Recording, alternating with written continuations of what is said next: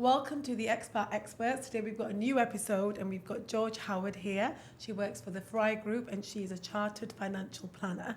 So she's got lots of tips for us today. We've got some interesting questions to ask her. She's been in Dubai for about 5 years, but she's got about 30 years of experience. There's lots of things that she can help us with today and we can ask her.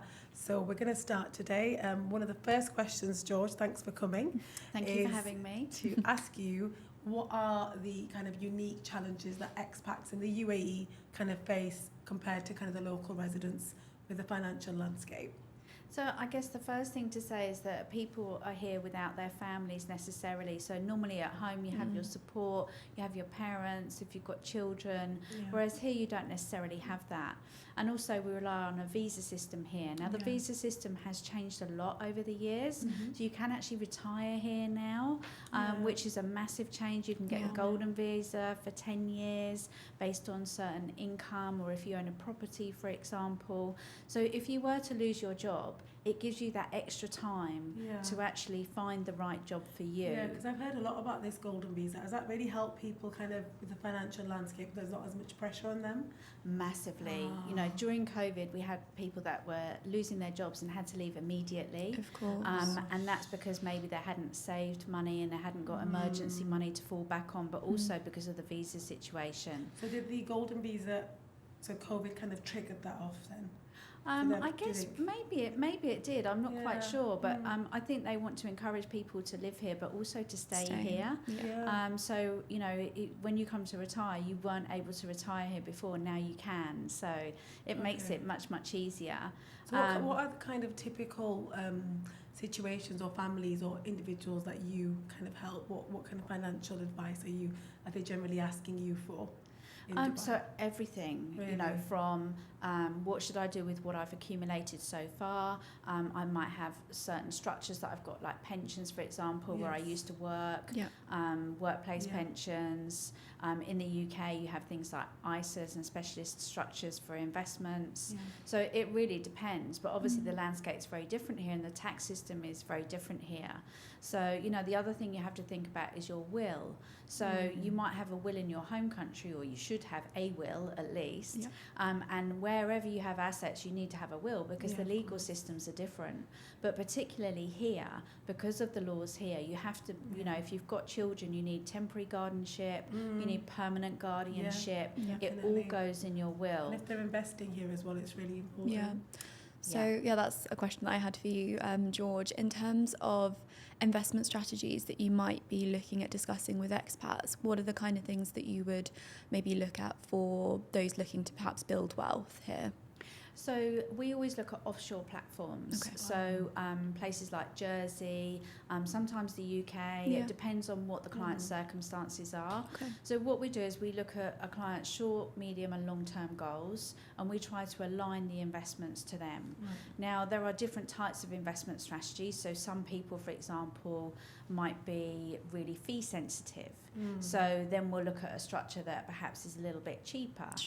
So investing in exchange traded funds, for example, or tracker funds, because they tend to be cheaper in nature.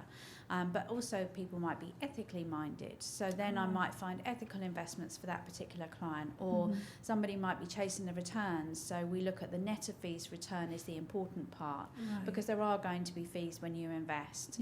So it's really working with your client to understand what their personal objectives are, and then matching the structure and also the investment strategy to go with that.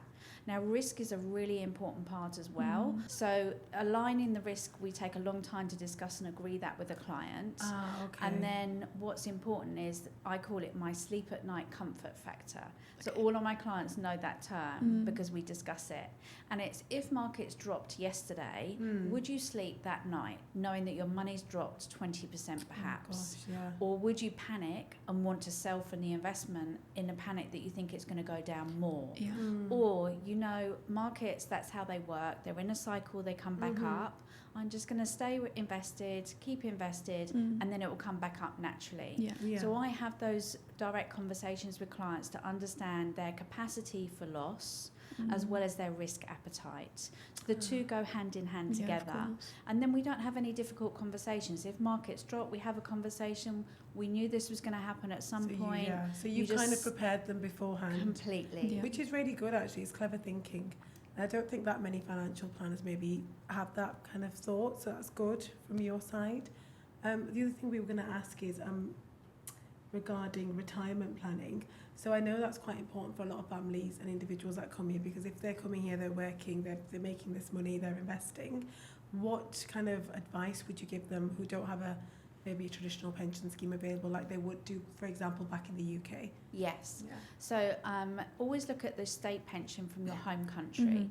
So generally that's going to be guaranteed and inflation proof for the rest of your life, but your starting age for retirement will be later. So in the UK it's increased to 67, it's going to be increasing further. The whole question of will it be there when we retire, we don't know. But for the sake of paying your national insurance stamps, for example, in the UK every year, it doesn't cost a lot to do that, but the benefit that you get from that can be enormous, and that will lay a lovely foundation to your retirement planning.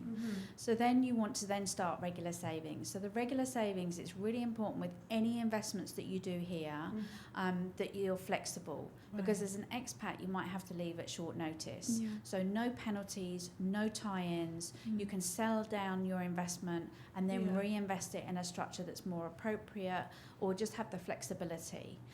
The second part of that is also we do cash flow modelling with our clients. So cash flow modelling, what it does is it looks at, pretend you're retiring tomorrow. What does that look like for you? Do you want your golf membership? What travel do you want to do? What are your normal static outgoings? We make sure all your debts are repaid by the time you come to retire, and look at the financial freedom you want to achieve in retirement. And then we work back and say, right, this is what you've already got in place. We take that into account, different pension pots, perhaps from different employers. And then what do you need to do in addition to achieve that financial freedom? And then we know what we need to put in place. Now, it's easy to it's easy to park your retirement planning because you just think that's years away. So lots of people are more focused on, I need to buy a car, I need to buy a house, I'm saving for this, I'm saving for that, school fees to pay. So is it hard to convince them then? Sometimes it can be, but it's all about having a plan to your finances and structure. So the idea of meeting with a professional is that you have that structure in place for your short, medium and long-term goals. So long-term is your retirement planning generally. But remember, if you were retiring tomorrow, you'd be really worried about how much money you had. It's easy to think in 30 years' time, I'm not worried about it now. But one of the massive benefits of starting earlier is the compound effect. So the compound effect is that you get interest on your money, or if it's invested, it's growing, and then you get growth on that growth, which means you have to put less money in. So it's all about starting as soon as you can. So what would you say is the ideal age to start kind of thinking of retirement planning? As soon as you start work. Really? So even if you're 21? Yep. In the UK, you're forced to join a pension and pay in with your employer. Make the most of all those benefits. If your company are going to pay in, you pay in. So there are international pensions here. They don't work the same as the UK. I encourage all of my clients to join those because the employer is giving you money for nothing. No, that's a really helpful tip, and maybe something for food for thought for anyone listening, even if they're a little bit older. Definitely worth looking into. One thing that you mentioned was investments, and perhaps like real estate investments that people might be looking at, especially out here in the UAE. Have you got any sort of factors that you would advise people consider when looking at investing in real estate in here in Dubai? Yeah, sure. So real estate has a place in everyone's finances. It's all about diversification. So don't have all your eggs in one basket. I meet a lot of people that have got all their money in property. It's hard to sell property. It doesn't happen immediately. So it's all about having different asset classes that you're investing in. If you are going to invest in real estate, the market is different here. It can be very volatile. When I've met people here, George, some people, what they do is they rent somewhere, but then they get another property as an investment. and then they have that kind of on the side, and then they do an off plan as well. So everyone's doing different things. So I get quite confused what's going on here. So first of all, are you buying it for investment or are you buying it to live in? Yeah. Because they're different rationales for what you want.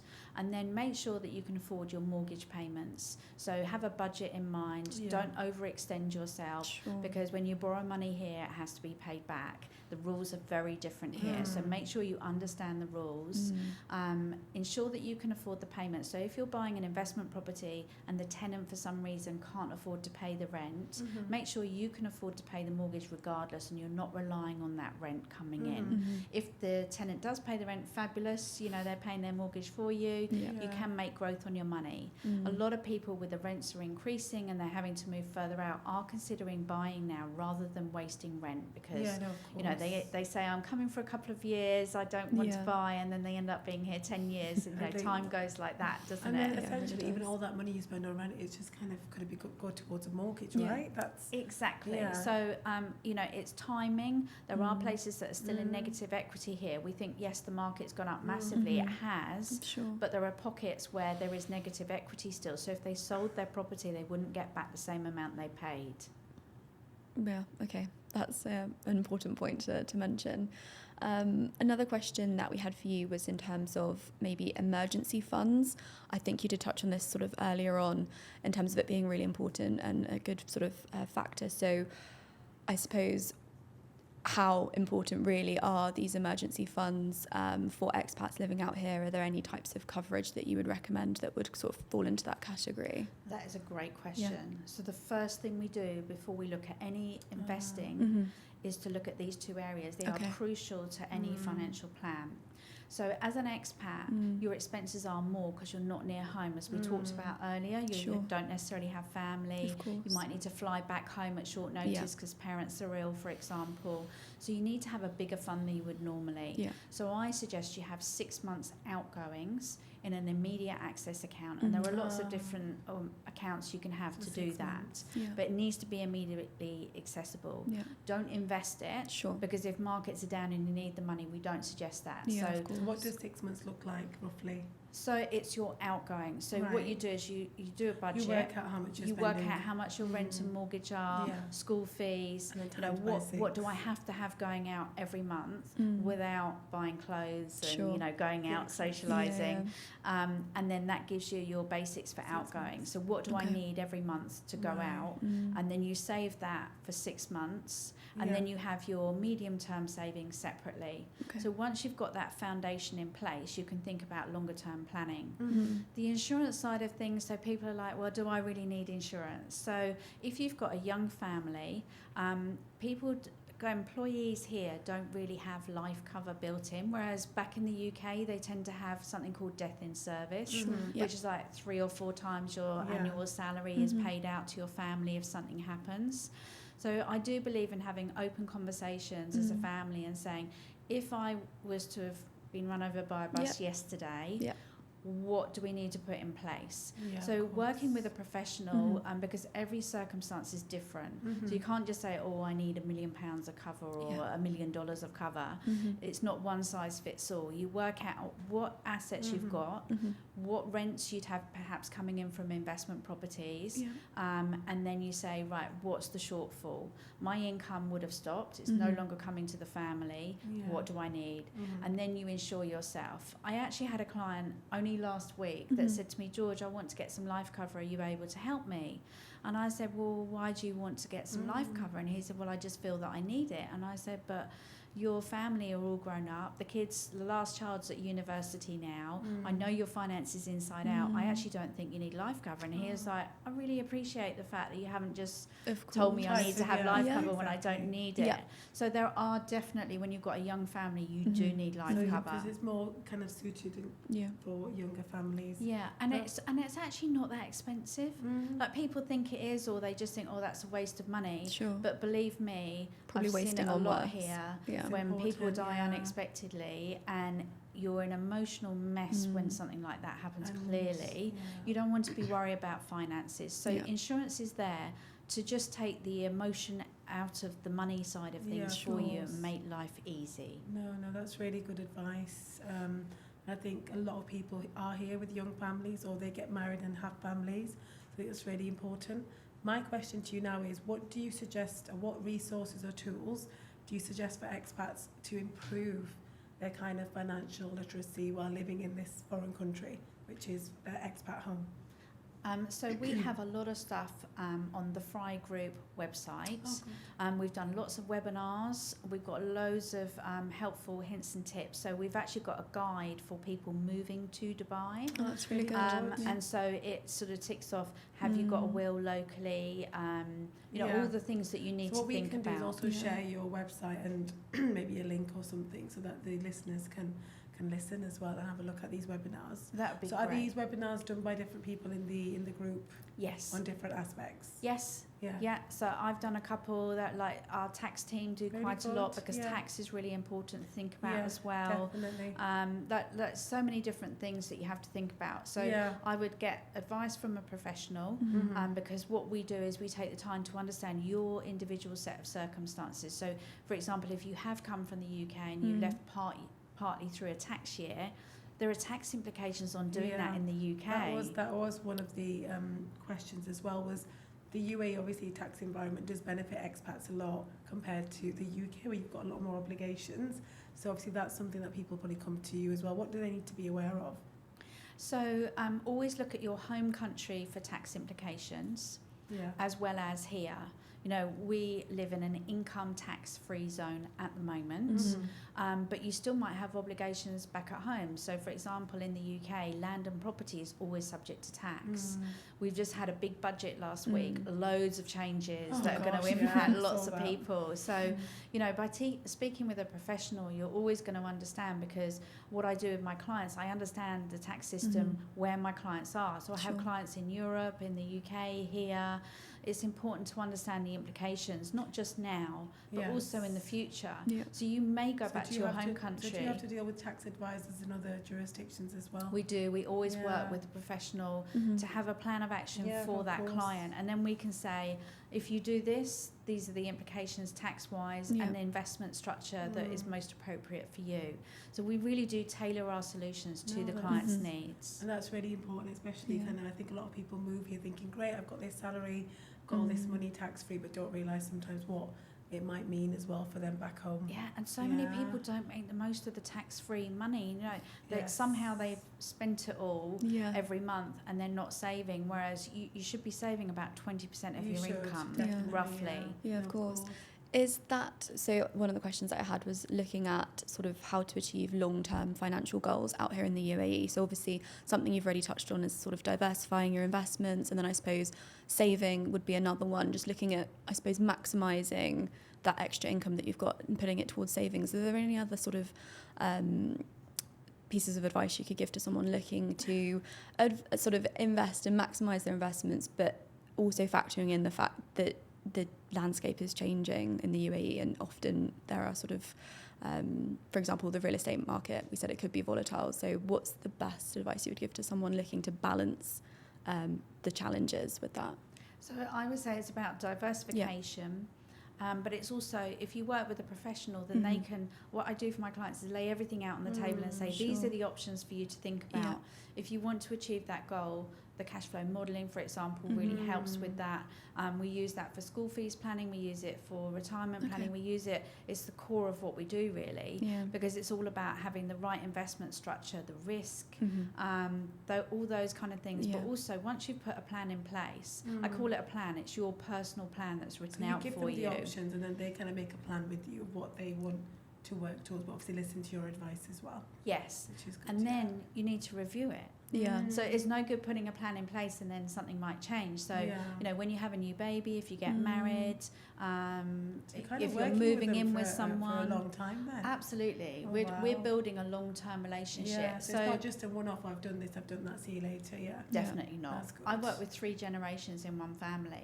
So the grandchildren are now in their 20s. They're starting work. And that must be really nice. It's honestly, it's incredible. For me, that's so rewarding. I love it. I love it. That's really nice because you're dealing with the 3 generations of a family.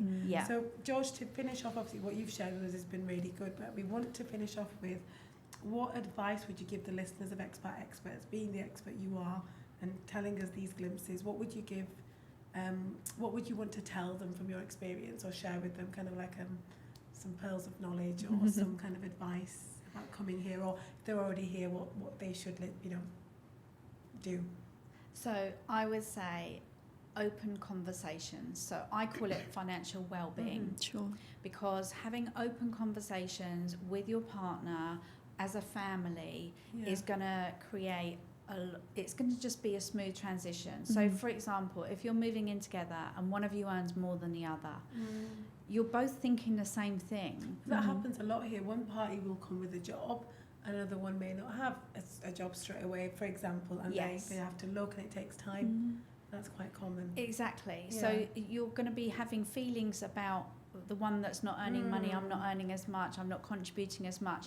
So you have an agreement. So I actually had some clients that went to get some help with a psychotherapist first. They agreed the structure of their finances because she was bringing up the children, but he appreciated that she was missing out work-wise and wasn't saving for a pension. And they came to me and they said, right, we want to do all these things because we've worked out what we need to do to balance it. And also it will stop having the arguments, like the amount of people that stress about money. It's your sleep at night factor, what's keeping you up at night. Well, I've got myself in debt, or I want to buy a property but I haven't quite got enough money. Money can be a real struggle for people. So financial well-being first and foremost. It could be also a family. So we have Battersea Dogs Home in the UK, and if the parents decide they want to leave all their money to Battersea Dogs Home, it's like, how do I tell my children that's what I want to do? True. It's like, because some people want to do that. No, their children have got enough, or whatever the situation is. So and open conversation, financial well-being, open conversation, sleep at night, completely. And also make the most of the tax-free zone we're in. Start as you mean to go on. Save at least 20% of your income towards your future goals. It doesn't just have to be your long term, it's like your future goals. And review it on a regular basis. Talk with a professional, because I've been doing this for 30 years. I know every scenario to talk about it and understand, and then educate you as well. It's partly education. We talked about financial literacy. I like my clients to understand everything they're doing before they go ahead and do it. And so, you're kind of up to date with everything as well, so that helps. Up to date, exactly. Because the market does change.